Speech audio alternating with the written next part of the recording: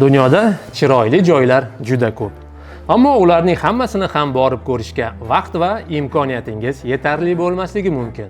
Biroq shunday joylar borki, ularni albatta borib ko'rish shart. Xiva Ichanqal'a xuddi shunday joylar sirasiga kiradi. Albatta siz shunchaki yo'lga otlanib, jomadoningizni ko'tarib safarga chiqib keta olmaysiz. Hattoki eng yaqin joyga ham tayyorgarlik ko'rish kerak bo'ladi. Men yaxshi ko'rgan bir spektaklda aytilganidek, dilni yayratadigan ham, tilni sayratadigan ham, qo'yingki, sizni safarga otlantiradigan ham pul. Hop.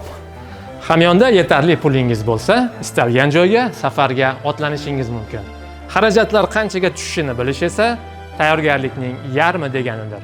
Bugun biz sizga Ichanqal'a sayohati qanchaga aylanishini hisoblab beramiz. Ko'pchilikning o'ylashicha, Toshkentdan Xorazmgacha 1100 kilometr chiqadi. Toshkentdan Xorazmgacha 1100 kilometr. Ammo bu unchalik ham to'g'ri ma'lumot emas.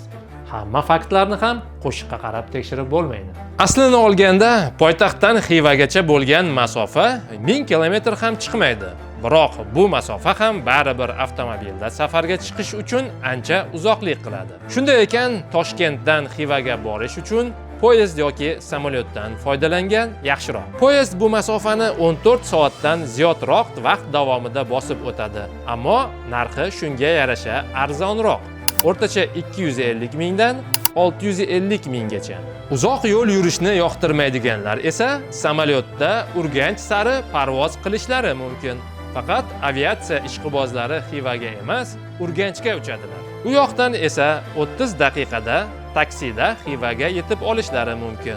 Urganchdan Xivaga yetib olishning boshqacha yo'li ham bor. Toshkent uchun allaqachon tarixga aylangan trolleybus hamon Xiva ko'chalari bo'ylab yelib yurmoqda. Urganchdan Xivaga boradiganlar ancha arzon narxga, biroq 2 barobar uzoqroq vaqtda, ya'ni 1 soatda Xivaga yetib olishlari mumkin.